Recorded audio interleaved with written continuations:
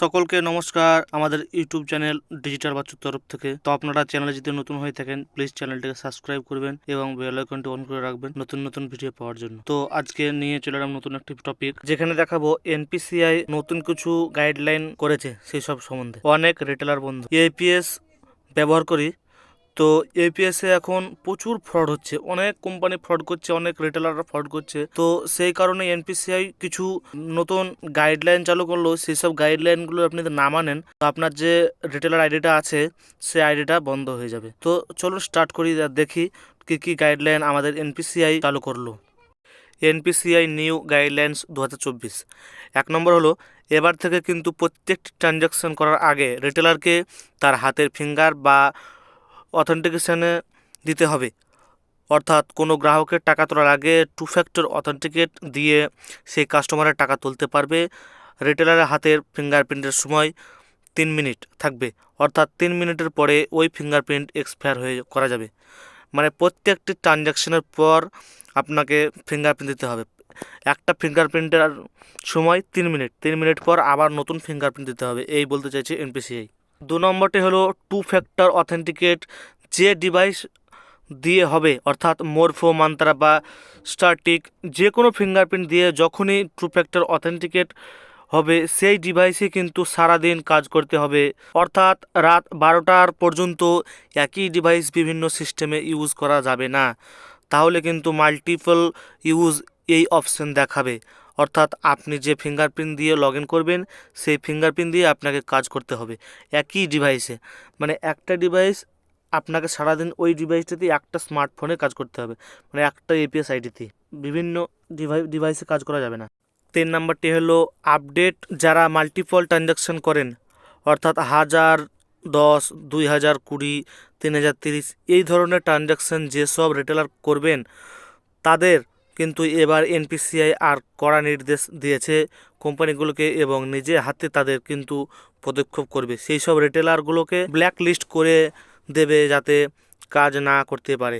মানে আপনি যদি 1010 টাকা কিংবা 1020 টাকা এইভাবে টাকা তুলেন তো আপনার আইডিটি পুরো ব্লক করে দেবে এনপিসিআই। 4 নম্বরটি হলো পিসিতে ফিঙ্গারপ্রিন্ট ডিভাইসের বারবার ব্যবহার উড়ানো উচিত। যেমন বায়োমেট্রিক একবার ব্যবহার না করা হলে অবিলম্বে এটি আবার ব্যবহার করবেন না, কিছু সময় অপেক্ষা করুন এবং আবার চেষ্টা করুন। 5 নম্বরটি হলো আঙ্গুলগুলি খুব শক্ত বা খুব হালকাভাবে চাপবেন না, কারণ এটি করে বায়োমেট্রিক সঠিক কিনা তা শনাক্ত করা সম্ভব নয়, তাই ডিভাইসটি ইউডিআই দ্বারা ব্লক করা হয়েছে। 6 নম্বরটি হলো সমস্ত রিটেলারই মনে রাখা উচিত যে ডিভাইস লগ ইন করার সময় এবং লেনদেন করার সময় বিভিন্ন আঙুল ব্যবহার করার চেষ্টা করুন। 7 নম্বর হলো একই বায়োমেট্রিক ডিভাইস বিভিন্ন এপিএস সিস্টেম বা আপনি একাধিক মোবাইল বা কম্পিউটার ইউজ করবেন না বা একাধিক আইডিতে ইউজ করবেন না। চলুন দেখে নেই 8 নম্বর পয়েন্টে কি বলছে এনপিসিআই।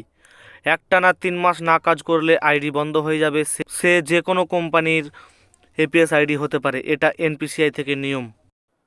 9 নম্বর পয়েন্টটি হলো আপনি কিছুদিন বা 1 মাসের বেশি কাজ না করলে আপনার মাসিক লিমিট কমে যাবে, কমে গিয়ে প্রথম মাসে 30,000, দ্বিতীয় মাসে 60,000, থার্ড মাসে 1 লাখ, তারপর থেকে আপনি আনলিমিটেড কাজ করতে পারবেন।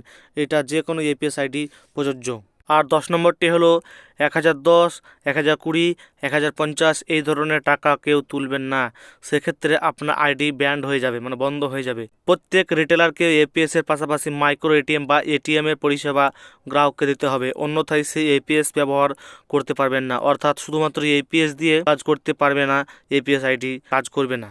12 নম্বর পয়েন্ট হলো যেসব রিটেলার L0 ডিভাইস ব্যবহার করেন, মান্ত্রা বা মরফো, এই ডিভাইস খুবই শীঘ্রই বন্ধ হয়ে যাবে। L0 ডিভাইসের কাজ করতে পারবেন না। L1 মডেলের ডিভাইস প্রত্যেক রিটেলারকে কিনতে হবে, সেটাতেই কাজ করতে পারবেন।